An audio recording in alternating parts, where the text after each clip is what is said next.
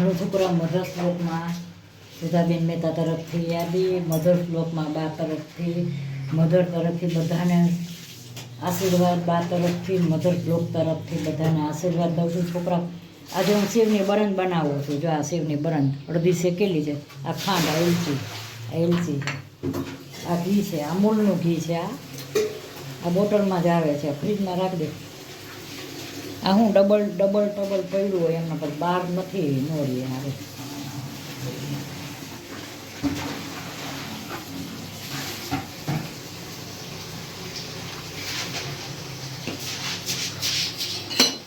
આ ઘી ઓગળી છે ને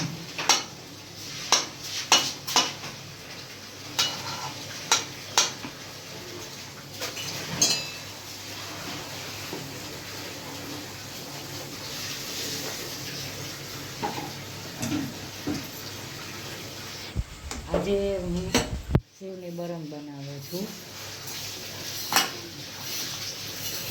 મારો સન છે ને બોમ્બેથી આવ્યો છે. આ દિવાળી પર નહોતો આવી શકતો એટલે હવે આવ્યો છે. એટલે હું કંઈક એવું મીઠાઈને એવું બનાવું. 4-5 દિવસ રોકાય છે. બહુ જાજુદી નથી રોકાતો. 3-4 મહિને એકવાર આવે એટલે હું તો છે ને આવું બનાવું એના માટે મીઠાઈને બધું. એ હોટલનું હું જમીને કંટાળ્યો હોય બહારમાં. ઘર જેવું તો ન થાય ને. એટલે જો આ સેવ છે ને હું અત્યારે શેકું છું. આજે કયો વાર છે? આજે શુક્રવાર છે.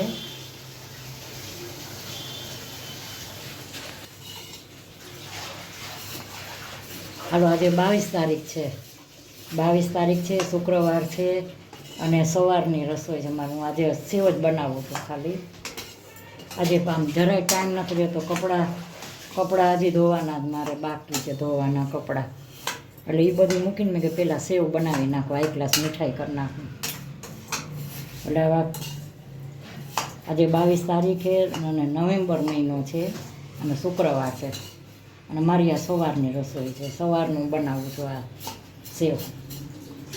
એટલે આ હું છે ને થોડીક જો વ્હાઈટ કલરની આવે ને તો તમારે શેકવી પડે. આની સેવિયાની બને.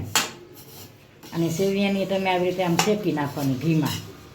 આમ ઘીમાં શેકી થોડીક લેવાની, આટલી બધી નહીં, થોડીક લેવાની. જોઈ દૂધ હોય ને એ પ્રમાણે સેવ લેવાની. આ દૂધ હોય પછી એને આમાં શેકી નાખવાનું.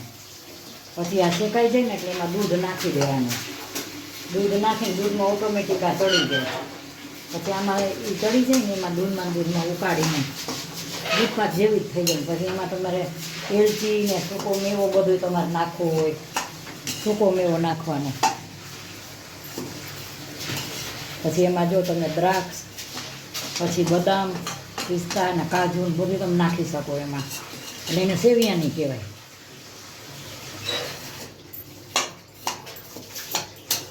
જો હું આવી રીતે આ શેકું છું. આને કાંઈ વાર ન લાગે અને આને બહુ સમય ન જોઈએ. આ લગભગ શેકેલી હોય ને એટલે આને વાર ન લાગે. શેકવી પડે હરખી. નકર આ શેકેલી હોય એટલે બહુ શેકો તો કડવી થઈ જાય, કાચી રહીએ. અતિશય શેકેલી ઘણી વાર શું છે બહુ શેકેલી આવે. જથ્થાબંધ બનતી હોય ને બહુ ઘણી બધી એકસાથે બનતી હોય ઘણી વાર તો બહુ બરેલી આવે. બરેલી આવે ને તો બહુ નહીં શેકવાની. ને બસ થોડીક બરેલી આવે ને તો થોડીક બ્રાઉન કલરની થાય એટલે શેકવાની બસ. જો આ થોડીક મારે ઓછી આ વખતે શેકેલી આવી છે એટલે આ વખતે મેં એવી રીતે શેકી છે.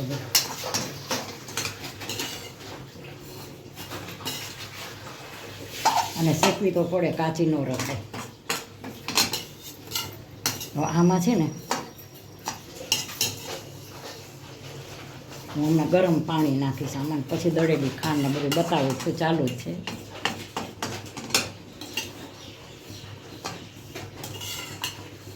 બહુ ખાંડ પડી જાય ને તો ચાસણી આમાં ધ્યાન રાખીને બનાવવું પડે. આપણે ગુજરાત બાજુ જે રસોઈ બને છે ને હાઈ ક્લાસ રસોઈ બને છે. ગુજરાત બાજુ તમે જમવાની થાળી તમે જુઓ, ફરાળી થાળી તમે જુઓ કેવી બને, રસોઈ કેવી બને. આપણી બાજુ જે ગુજરાત બાજુ આપણે ઇન્ડિયામાં બધાએ જમી છે ને એવું એકી બાજુમાં આવી રસોઈ ક્યાંય જોતી નથી. આપણે ઇન્ડિયા જેવી ક્યાંય રસોઈ નથી હોતી. ના, આપણા ઇન્ડિયામાં ફોરેનમાં ગુજરાતી બધા રહીએ છે લંડન રહીએ છીએ, પછી અમેરિકા, બધે આપણા ઘણા ગુજરાતી રહીએ છે, ઘણા.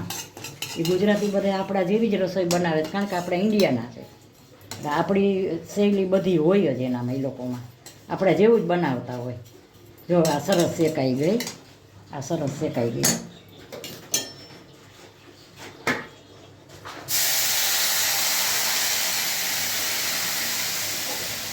પાણી મેં નાખ્યું.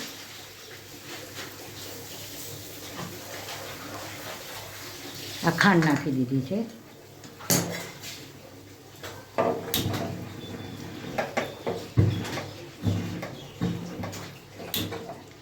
આ શેકાવી છે ને એ જરૂરી છે.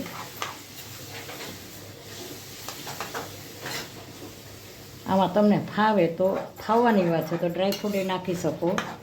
તમને આની ઉપર અનુકૂળ આવે એ ઉપર આધાર છે. ઘણા ડ્રાયફ્રૂટ ફાવે, આમાંય ખાય, એવું નથી કે આ મીઠાઈ છે તો આમાં તમે ડ્રાયફ્રૂટ ખાઈ શકો. ભાવવું જોઈએ. અને આમાં નકર ખાલી એલચી હોય. જો હમણાં ઉકળશે ને એટલે હમણાં સરસ આની અંદર આ છે ને, આ કડક છે ને એ બફાઈ જશે. આટલું પાણી પી જશે હમણાં.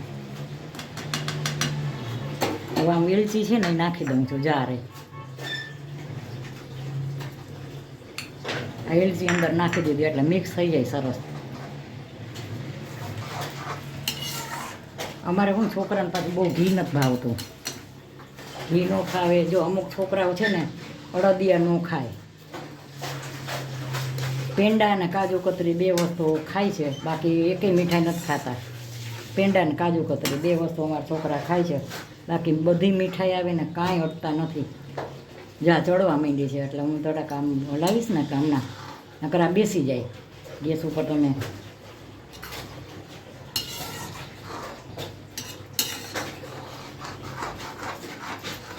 પહેલાંના વખતમાં લાડુ છે ને ઢોસા બનાવતા, તળેલું ન બનાવતા. તળેલા લાડુ કોઈ બનાવતા જ નહીં. ભાખરી કરીને ન બનાવતા, તળેલાય ન બનાવતા. પણ તમે લોટ બાંધી લ્યો ને, તમે લોટ બાંધો પછી એ લોટને તમે થાળીમાં આખો લોટ ફિટ કરી દો. એકદમ દબાવીને એ લોટને થાળીમાં ફિટ કરી દેવાનો. એકદમ થાળીની અંદર ફિટ કરી નાનકડી થાળી લેવાની. પછી આખો ઢોસો એ તમારે ઉથલાવાનો હાથમાં. પછી ભાઠો હોય ને, ભાઠો, છાણાનો ભાઠો કર્યો હોય, એ છાણાના ભાઠામાં તમારે એ શેકવાનો. આ દેશી લાડુ કહું છું. આ દેશી લાડુની રીત છે. જો આ મીંડી થવા એકદમ સરસ થઈ જશે. હજી ધીમે ધાપે બનવા દેવી પડશે.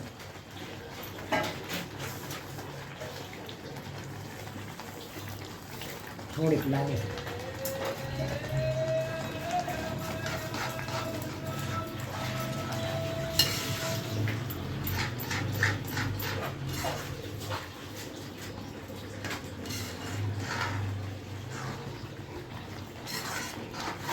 પછી એ ભાઠામાં એ ઢોસો શેકી છાણાનો, નકરા છાણાનો હોય, એમાં એ ઢોસો તો અમારે મૂકી દેવાનો, શેકાઈ જાય ને ફરતો. પછી એને ભાંગી અને ગોળ ને ઘી, એમાં તેલ ન આવે. અને આ તમે ઢોસા જે તમે મુઠિયા બનાવો ને એમાં તમે નકરા ઘીમાંય તળી શકો અને તેલને ઘી ભેગું કરીને તળી શકો અને નકરા તેલમાં મુઠિયા તળી શકો. પણ ઘણાને શું છે કે તેલની સ્મેલ આવે તેલની લાડુમાં, એટલે એ નથી ભાવતી. તેલની સ્મેલ આવે ને લાડુમાં ન ભાવે. અને ઢોસામાં તમે શું કોરા શેકો ને તો નકરી ઘીની સુગંધ આવે તો ભાવે. એટલે ઘણી રીતથી બને છે. અટાના છોકરાઓને ન આવડે ને તો એને જાડી ભાખરી બનાવી અને ભાખરી બનાવી નાખવાની, જાડા લોટની, અને જાડી ભાખરી બનાવી નાખવાની હાઈ ક્લાસ ધીમે તાપે.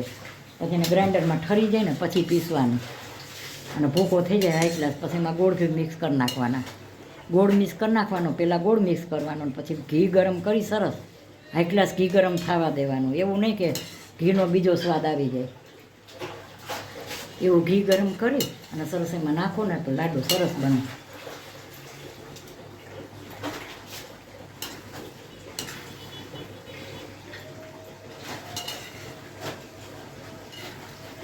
જો હવે આ બની જવા એવી છે, હાઈ ક્લાસ બની ગઈ છે. પાણી બધું હવે ઠરશે એટલે એકદમ છૂટી થઈ જશે.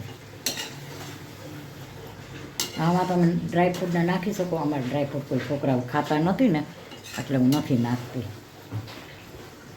મારો સન છે ને બોમ્બેથી આવ્યો છે એટલે એને કાંઈક બનાવી દેતી હું.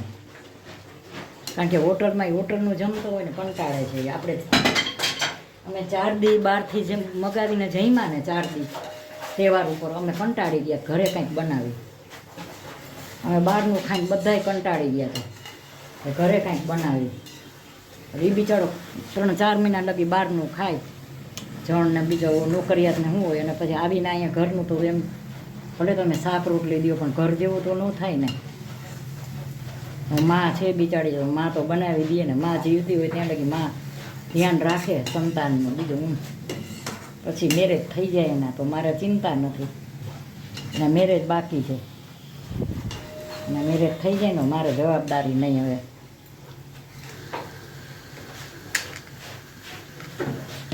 થોડું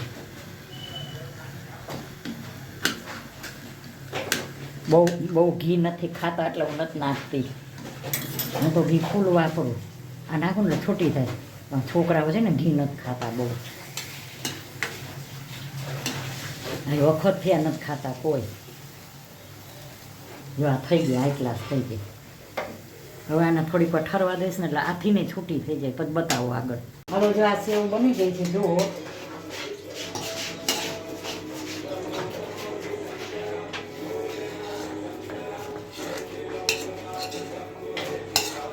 હાલો બાના હાથની સેવની બરંદ ખાવા આવો બધા.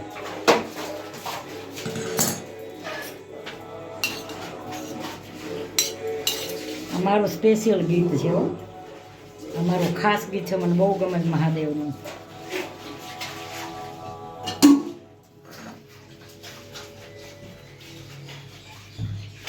જો છોકરા સેવની બરંદ બનાવી છે. આજે મેં ટૂંકમાં બનાવ્યું છે કારણ કે આજે અમારે બહારે જવાનું છે અને થોડાક કામે છે. ભાઈ આવ્યો છે એનું થોડુંક મારે કામ છે બધું, એટલે હું હમણાં ફ્રી નથી રહેતી હાવ. તો આજે મેં ટૂંકમાં બનાવ્યું છે અને આ સેવની બરંદ બનાવી. જો આ કેવી સરસ બની.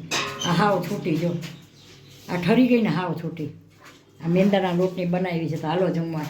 તો મારે સેવની બરંદ કેવી લાગી, સારી લાગી હોય તો લાઈક કરજો, શેર કરજો, કોમેન્ટ કરજો, સબસ્ક્રાઈબ કરજો અને બાને ભૂલતા નહીં. બાય બચો. હાલો છોકરાઓ, મધર્સ બ્લોકમાં સુધાબેન મહેતા તરફથી યાદી અને બા તરફથી આશીર્વાદ બધાને. આજે મેં રીલ બનાવી છે તો મારી રીલ જોજો અને સબસ્ક્રાઈબ કરજો અને મારો વિડીયો શેર કરજો. બાય બચો.